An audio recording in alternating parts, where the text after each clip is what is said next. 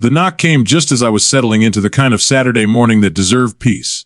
Coffee steaming in hand, slippers on, no plans beyond watching the dog chase birds through the yard. The knock wasn't polite, not hesitant, not neighborly, but sharp, deliberate, and perfectly rhythmic. 3 raps, evenly spaced like someone conducting authority through wood. I didn't need to look to know who it was. Only one person in our cul-de-sac knocked like that, Karen. Every neighborhood has one, but ours had the Karen. The kind that didn't just join the HOA but became it.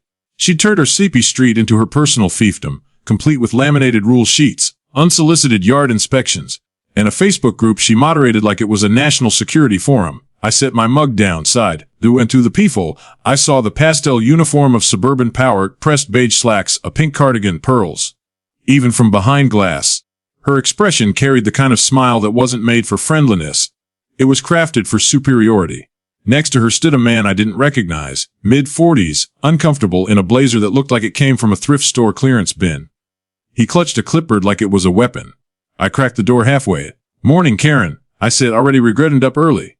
Her smile widened, tight and glossy.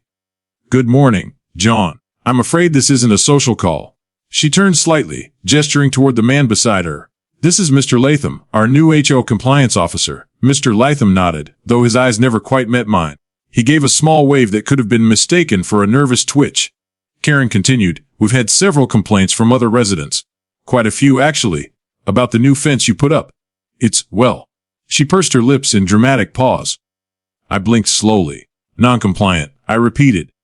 "That's an interesting word for brand new and legal." Karen tilted her head with the kind of pity reserved for people who just don't understand how things work. She held out a folded piece of paper, perfectly aligned at the corners. "I have a warrant to inspect your property." My coffee hadn't even cooled yet, and already my morning had gone from calm to absurd. I took the paper from her, glancing at the heading. Community Compliance Enforcement Warrant. The logo was the HOA emblem she'd designed herself, a clip art tree and sat a circle with Comic Sans font underneath. I bit back a laugh. I read it twice just to be sure I wasn't missing something. Nope, it was nonsense. It cited no municipal code, no signature from any judge, not even a city stamp.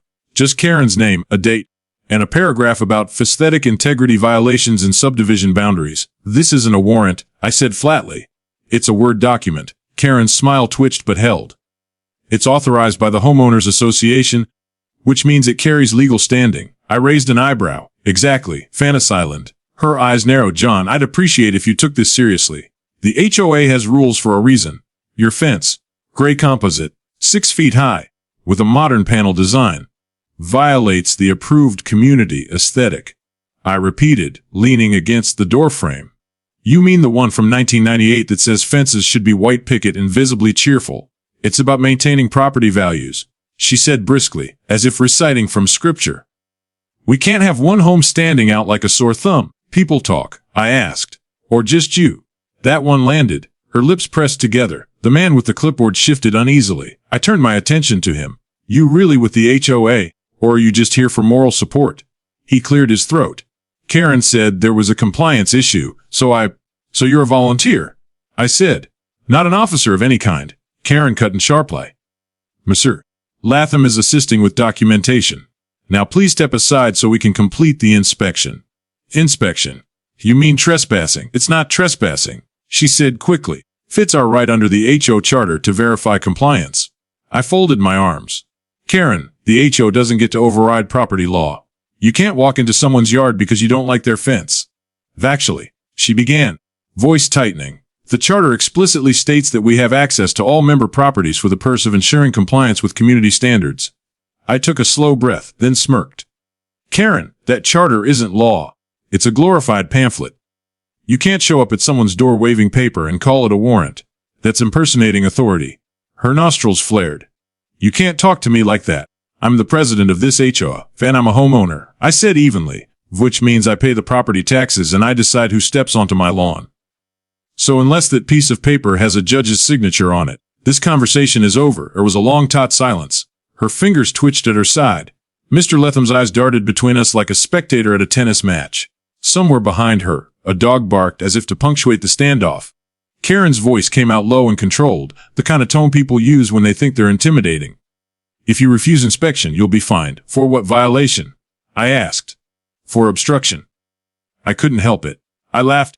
Obstruction of what? Your ego. Her face flushed red, then pale again. She drew in a breath, trying to regain composure. This attitude is exactly why we need stricter enforcement in this neighborhood. People think they can do whatever they want. Karen, I interrupted, built that fence according to city code.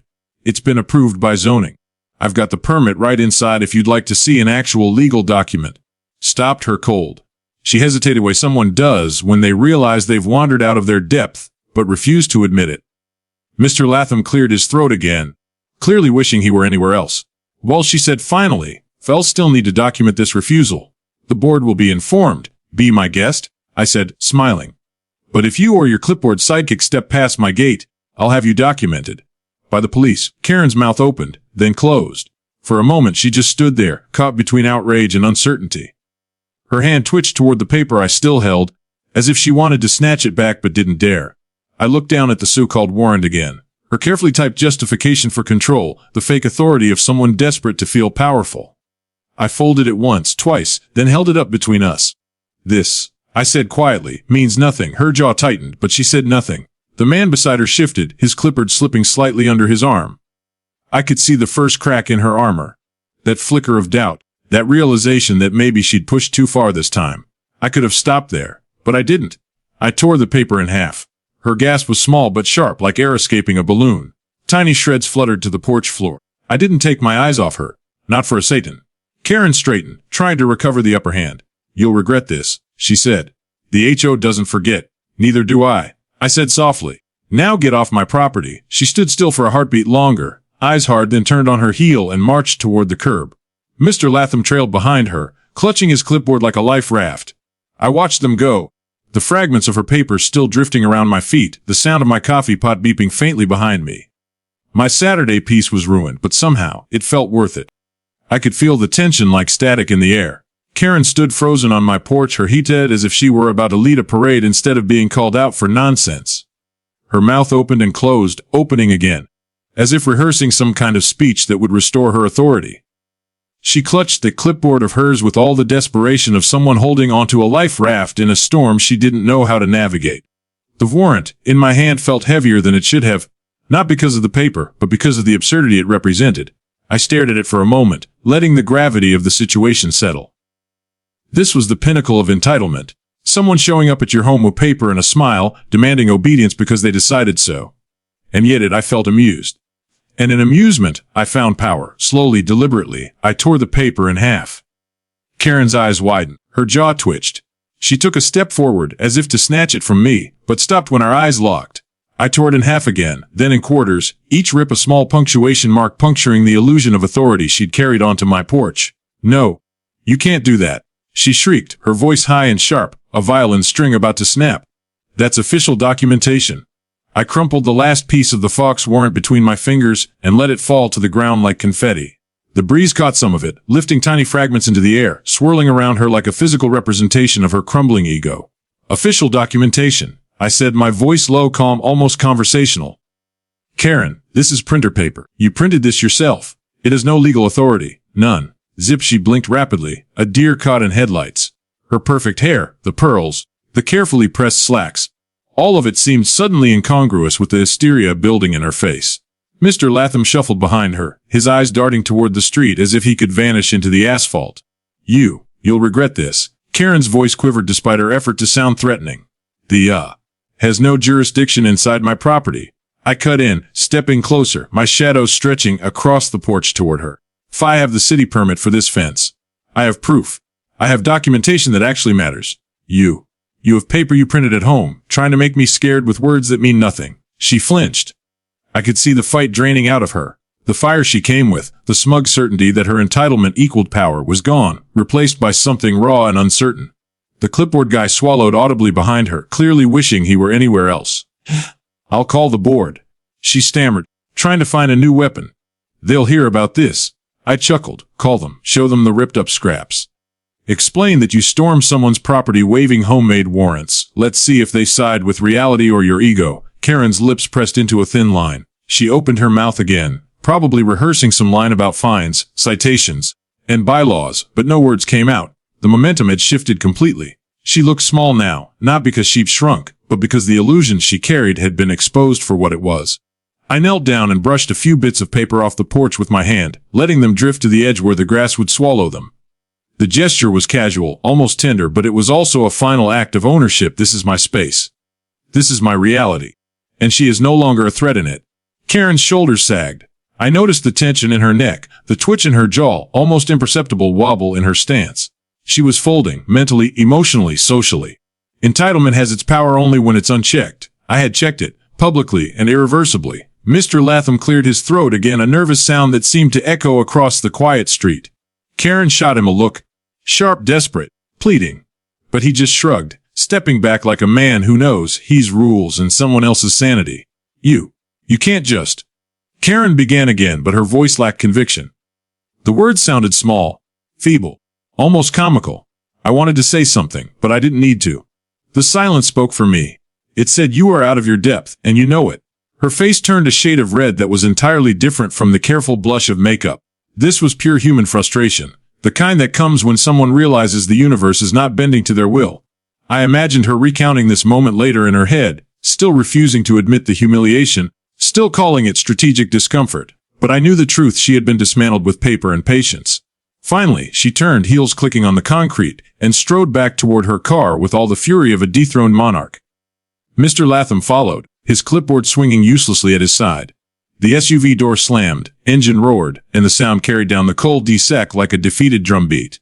I watched the taillights fade around the corner before I turned back toward the porch. Bits of her paper fluttered gently in the breeze, a quiet confetti celebrating a victory that required no shouting, no confrontation beyond patience and clarity. I bent down, scooping up a few remnants, letting them slip through my fingers. Some stuck to my shoes, some drifted into the grass. I didn't care. They were remnants of entitlement, leaving my reality, leaned against the doorframe, taking a deep breath. Coffee still steaming on the table behind me, dog wagging his tail, birds chirping in the trees. Everything was exactly as it should be. My property, my rules, my fence, my life. And outside, Karen's rage and entitlement had collapsed, exposed for the hollow, paper-thin thing it was. There's a strange satisfaction in these moments, the kind that doesn't come from yelling or physical confrontation. It comes from clarity, from knowing your boundaries, from holding space and refusing to let someone's arrogance intrude. And today, the universe had delivered it on a silver platter, with a side of paper shreds fluttering in the wind. I picked up my mug again, took a sip of coffee, and smiled. So people wield power. Karen thought she did. But paper, patience, and the truth. That's a far stronger weapon than any clipboard. And as I sat down on the porch, watching the morning settle back into calm, I realized that the best part wasn't tearing up the warrant. It was watching entitlement fold under the weight of reality. And knowing that some victories don't need fighting. They just need standing your ground.